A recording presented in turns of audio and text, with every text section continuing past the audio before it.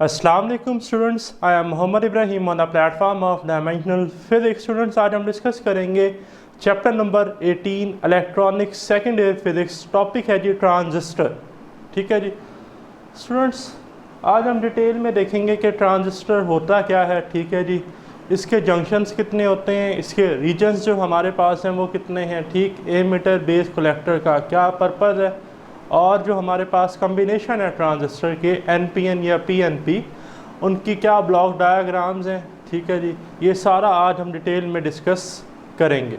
तो सबसे पहले तो आप मार्क कर लें कि ये MCQs और short question point of view से काफ़ी इम्पोर्टेंट है। ठीक, तो स्टार्ट करते हैं जी टॉपिक। देखें, ट्रांजिस्टर स्टूडेंट्स याद रखिएगा, transistor is the combination of two words, transfer plus register. Trans का वर्ड आया ट्रांसफ़र से और ये रजिस्टर का वर्ड है ये आया रजिस्टर से। तो अगर मैं इसको मिला लूँ तो ये एक टर्मिनोलॉजी बन जाएगी transfer of register. Transfer of register, इसका मतलब ट्रांजिस्टर एक ऐसे डिवाइस है जिसमें रजिस्टेंस ट्रांसफ़र होता है। मीन कि ये हमारे पास एक करंट कंट्रोलिंग डिवाइस है। ठीक, डिफाइन करते हैं, transformer is a current controlling device that can transfer its internal resistance from low resistance emitter based junction to high resistance collector based junction। ठीक है जी, ट्रांसफार्मर क्या है? करंट कंट्रोलिंग डिवाइस है। ठीक है जी, जो इंटरनल रेजिस्टेंस को ट्रांसफ़र करती है low resistance emitter base junction से high resistance collector base junction पर। ठीक, एक और डेफिनेशन है इसकी कंस्ट्रक्शन की बेसिस पर, वो क्या है जी कि a transistor made up of back to back PN junction that lie on a single piece of semiconductor crystal. ठीक है जी, जो हमारे पास ट्रांजिस्टर है इसमें दो back to back PN junction होते हैं। फॉर एग्जांपल, एक PN है तो एक NP है, या अगर एक NP है तो एक PN है। ठीक है जी, और इसके दो कम्बिनेशन होते हैं। कौन कौन से? एक होता है जी NPN ट्रांजिस्टर, एक होता है PNP ट्रांजिस्टर। सवाल ये पैदा होता है इसको NPN क्यों कहते हैं और PNP क्यों कहते हैं। आपको नज़र भी आ रहा है, आप देख भी रहे हैं कि NPN में P जो है ये दो N के दरमियान है। इसका मतलब P तो है ये सैंडविच है दो N के दरमियान। बट अगर PNP की बात की जाए तो यहाँ पर N सैंडविच है दो P टाइप सब्सटेंस के दरमियान। अब ये सारी कहानी हमने पढ़ी, P कैसे बनता है, N कैसे बनता है फिजिक्स ऑफ सॉलिड्स में, तो फिलहाल ये हमारा अभी कंसर्न नहीं है। ठीक, तो आए हम एक्सप्लेन करते हैं जी NPN ट्रांजिस्टर। ठीक है जी, NPN ट्रांजिस्टर, लेकिन नाम से ही आप देख रहे हैं NPN मीन कि a type of transistor in which P type is sandwich between two N type semiconductors और सब्सटेंस। ठीक है जी, ब्लॉक डायग्राम क्या है? Simple NPN। ठीक, और इसका सिंबल क्या है? ठीक है, ये बड़ा इंपॉर्टेंट है, ये स्टूडेंट अक्सर शॉर्ट क्वेश्चन में आते हैं, ये समझना है आपने। देखिए, NPN ट्रांजिस्टर है, याद रखिएगा स्टूडेंट, करंट की डायरेक्शन हम हमेशा एमिटर पर लेंगे। ठीक, अब सवाल ये बात होता है, आप सोच रहे होंगे एमिटर क्या है। ट्रांजिस्टर के तीन रीजन्स होते हैं। ठीक है, अगर इसकी बात की जाए तो ये एमिटर है, ये बेस है, कलेक्टर है। आगे चल के डिटेल में डिस्कस करते हैं। तो याद रखिएगा ये NPN था तो N एमिटर, ठीक है, P के साथ बेस और N के साथ फिर क्या? कलेक्टर। तो याद रखना है आपने कि जो NPN ट्रांजिस्टर है इस पर हम करंट की डायरेक्शन जो है वो कहाँ लेंगे? Across the emitter. और याद रखिएगा कि करंट की डायरेक्शन कन्वेंशनल लेंगे। Conventional mean higher potential to lower potential, P to N। तो ये एरो जो है ये किसकी तरफ है? P से N की तरफ। तो ये किसका सिंबल है जी? NPN ट्रांजिस्टर का। ठीक, but in case of PNP transistor N type substance is sandwich between two P type substance. ठीक है, जैसा कि मैंने इधर मेंशन किया तो ये PNP है। ठीक, और सेम ये क्या है जी? एमिटर, बेस और कलेक्टर। तो याद रखिएगा अब ये तो PNP है। करंट की डायरेक्शन कहाँ बनानी है हमने? करंट की डायरेक्शन बनानी है क्रॉस द एमिटर, और डायरेक्शन क्या होनी चाहिए? कन्वेंशनल। तो ये तो PNP है। अगर ये PNP है तो कन्वेंशनल में डायरेक्शन होती है P से N। यहाँ P से N आउटवर्ड था NPN में, बट यहाँ P टू N इनवर्ड है। तो याद रखिएगा NPN में आउटवर्ड और PNP में इनवर्ड हमारे पास क्या होती है जी? डायरेक्शन होती है। नेक्स्ट है स्टूडेंट रीजन्स ऑफ ट्रांजिस्टर। ठीक है जी, रीजन जो है हमारे पास ट्रांजिस्टर के मैंने बताया 3 है, एमिटर, बेस और कलेक्टर। तो वन बाय वन डिस्कस करते हैं जी एमिटर, बेस और कलेक्टर को। और ये भी आप मार्क कर लें फॉर एमसीक्यूज कि ट्रांजिस्टर के जंक्शंस 2 होते हैं, ठीक है। जंक्शंस कितने होते हैं? 2, emitter base junction, collector base junction. जबकि रीजन्स जो हैं वो कितने होते हैं? 3, एमिटर, बेस, कलेक्टर। अब सवाल ये बात होते हैं कि नाम क्यों रखे गए, तो आए फर्दर डिस्कस करते हैं। एमिटर, नाम से ही देख रहे हैं emitter, emit the charge carriers. Emitter ने चार्ज कैरियर को इमिट करना है, तो अगर इसने चार्ज कैरियर को इमिट करना है तो उसकी जो डोपिंग कंसंट्रेशन है वो बहुत ज़्यादा हाई होनी चाहिए। तो पहले सेंटेंस देखें ज़रा, higher concentration of impurity, emitter की जो कंसंट्रेशन है इम्प्योरिटी की वो सबसे ज़्यादा होती है। Second, emits the charge carrier, emitter mean emits the charge carrier. और बड़ा ही important point, width of emitter slightly smaller than collector. ये एमसीक्यूज में आ जाता है कि एमिटर की जो विड्थ है वो कलेक्टर की विड्थ से क्या होती है? कम होती है। ऐसा क्यों? भाई कलेक्टर ने चार्ज कैरियर को क्या करना होता है? कलेक्ट, इसलिए उसकी विड्थ क्या रखी गई है? ज़्यादा। सेकेंड है जी बेस।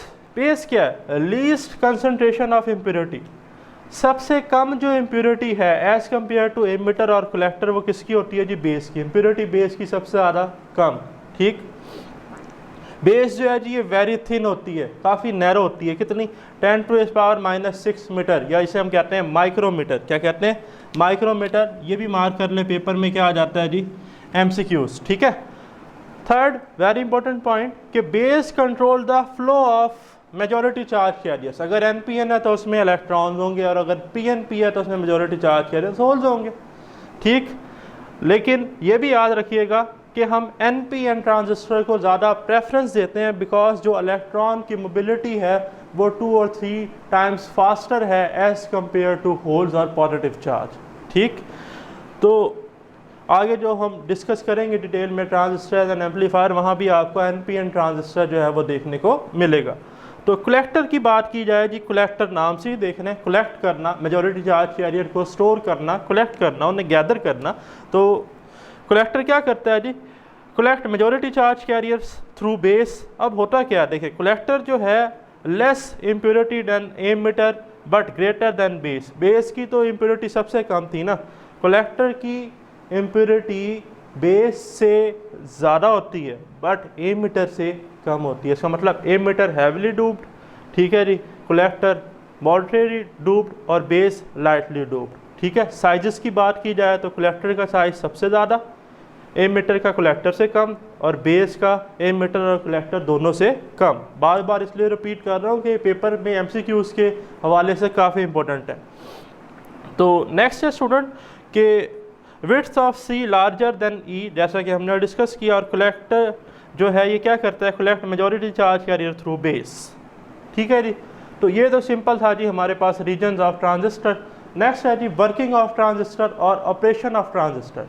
ट्रांजिस्टर की आइडियल कंडीशन, वर्किंग कंडीशन क्या है? स्टूडेंट याद रखिएगा, बड़ा ही आसान, very simple. EB junction, emitter base junction जो है वो क्या होना चाहिए? Forward biased. क्या होना चाहिए? Forward biased. और कलेक्टर बेस जंक्शन क्या होना चाहिए जी? रिवर्स बायस्ड, ठीक है। सादा लफ्ज़ों में EB junction forward bias, collector base junction reverse bias. तो देखिए मैंने यही लिखा है, emitter base junction is forward bias, collector base junction is reverse bias. अब हमें कैसे पता चलेगा?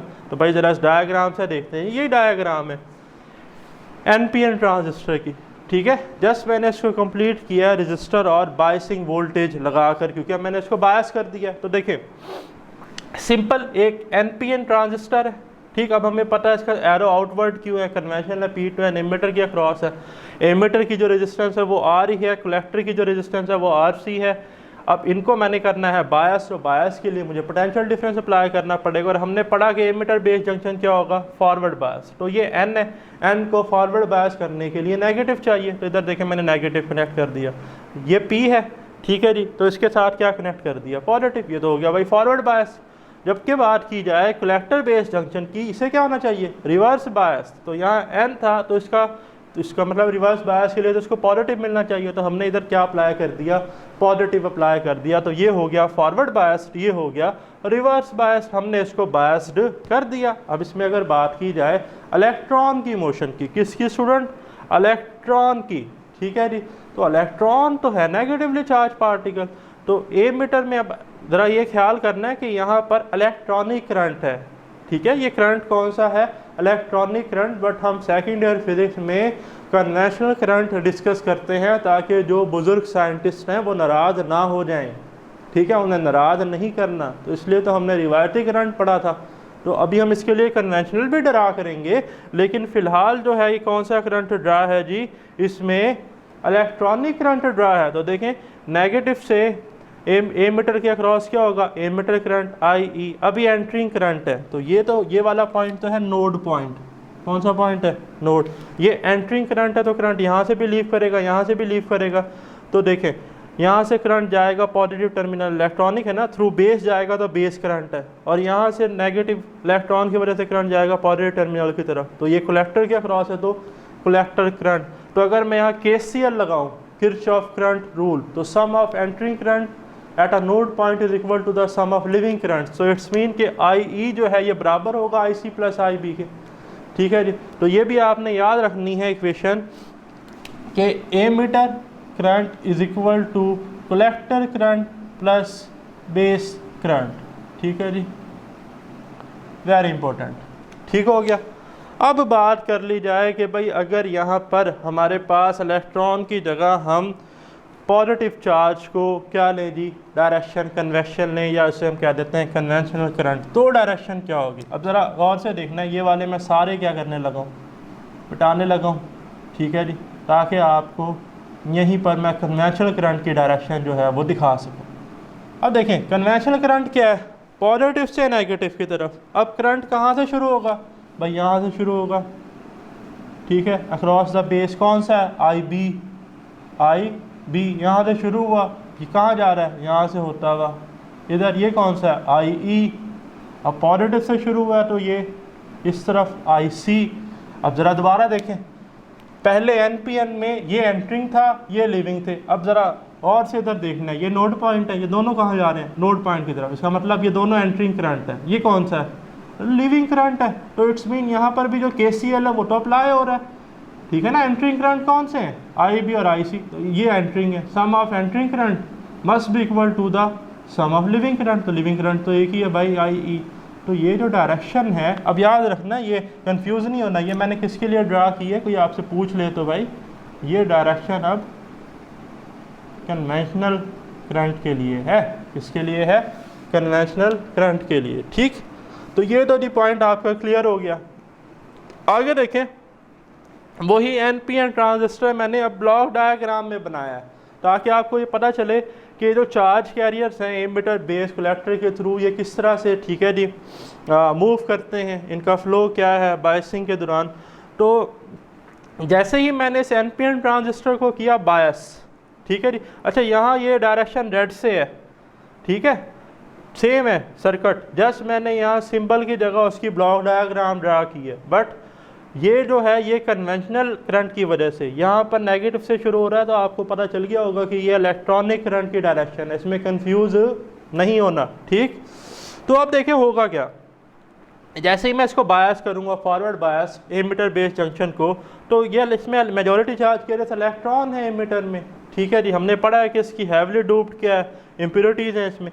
तो यहाँ से नेगेटिव इन इलेक्ट्रॉन को पुश करेगा, बस जाके जाओ बेस के साथ ज़रा, ठीक है जी, जाके कोलाइड करो, उसमें से पास हो, ठीक है जी। तो जो इलेक्ट्रॉन है वो कहाँ पर एंटर होना शुरू हो जाएंगे? बेस में। अब बेस के पास जाकर उनके पास दो रास्ते हैं, या तो वो यहाँ से होते हुए कहाँ चले जाएं? नीचे ग्राउंड की तरफ, होल्स के साथ रिकम्बाइन हो जाएं, या इस बेस को भी क्रॉस करते हुए कहाँ जाएं?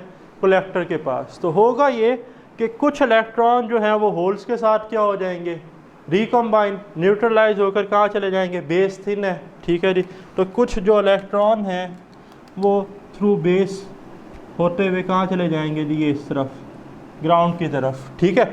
लेकिन मैक्सिमम जो मेजॉरिटी चार्ज कैरियर्स हैं इलेक्ट्रॉन्स वो कहाँ जाएंगे? कलेक्टर। फॉर एग्जांपल 100 हमारे पास थे एमिटर में इलेक्ट्रॉन मिसाल के तौर पर, तो 10 जो हैं वो थ्रू बेस चले गए, ठीक है जी, बाकी 90 रहेगा ना, वो तो मैक्सिमम है, तो वो कहाँ जाएंगे?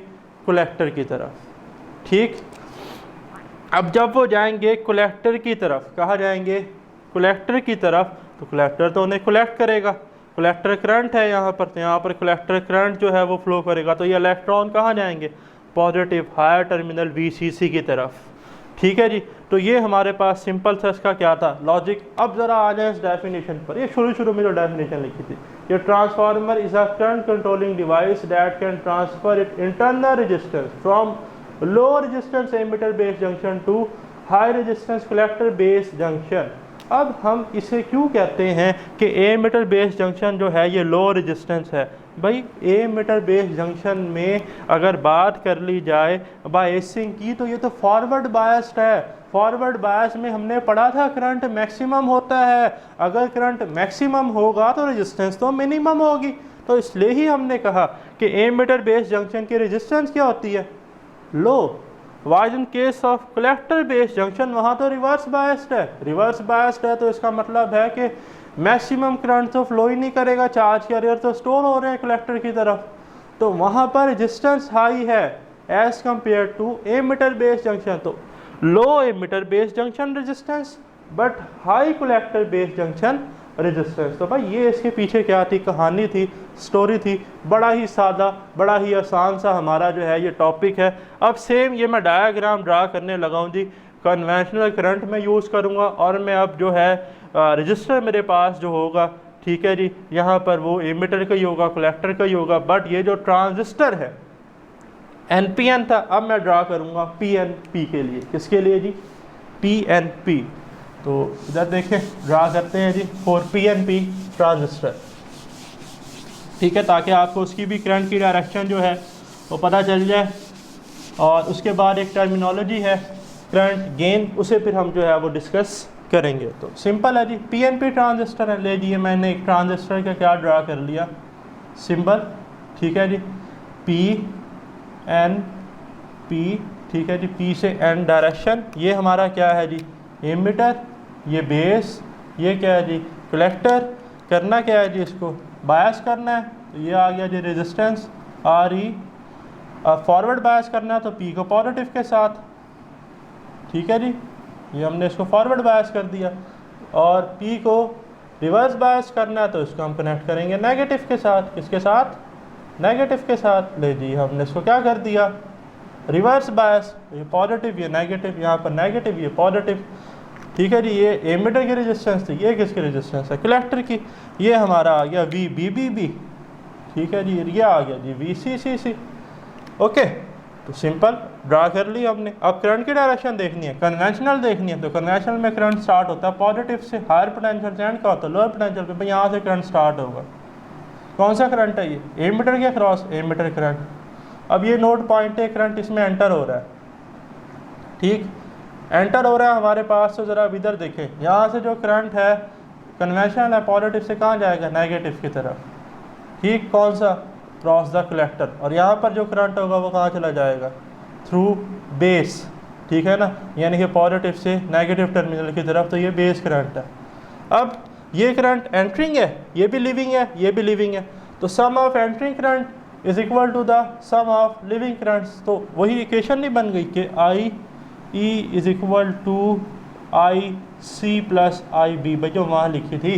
तो याद रखना है टोटल करंट जो है एमिटर का वो हमेशा ज़्यादा होता है as compare to collector plus base. Current ज़्यादा होता है तो हमने पढ़ा है कि I का इन्वर्स रिलेशन होता है भाई R के साथ। तो अगर करंट ज़्यादा होगा एमिटर का तो एमिटर के रेजिस्टेंस को कम नहीं होना चाहिए, ठीक है ना। ये पॉइंट भी आपने याद रखना है। तो ये जी हमने किसके लिए सर्किट ड्रा किया, ये था जी हमारा PNP ट्रांजिस्टर। ओके, सिमिलरली आप उसकी ब्लॉक डायग्राम जो है वो ड्रा कर लेंगे। पॉइंट्स जो हैं होप सो आपको क्लियर हो गए हैं। अब आते हैं टर्मिनोलॉजी की तरफ जिसे हम कहते हैं करंट गेन, ठीक है जी। करंट गेन क्या होता है स्टूडेंट, याद रखिएगा जी, बीटा से इसे रिप्रेजेंट करते हैं और बीटा होता है ratio collector current to base current. The ratio of collector current to base current is called current gain. याद रखिएगा जो बीटा है ये यूनिट लेस है, डायमेंशन लेस है, इसका कोई यूनिट नहीं होता, इसकी कोई डायमेंशन नहीं होती, ठीक है जी। और पेपर में MCQs आता है, आपकी बुक में लिखा हुआ है कि जो बीटा की रेंज है ये होती है 30 to 500। ठीक है जी, 32,500, क्योंकि ये जो हमारे पास करंट गेन है इसका कोई यूनिट नहीं है, कोई डायमेंशन नहीं है, तो ये एक डायमेंशन लेस क्या है जी हमारे पास क्वांटिटी है। नेक्स्ट स्टूडेंट्स इंशाल्लाह हम डिस्कस करेंगे ट्रांजिस्टर एज एन एम्पलीफायर, और वो काफ़ी इंपॉर्टेंट लॉन्ग क्वेश्चन है। तो मिलते हैं अगली वीडियो के साथ। अल्लाह हाफ़िज़।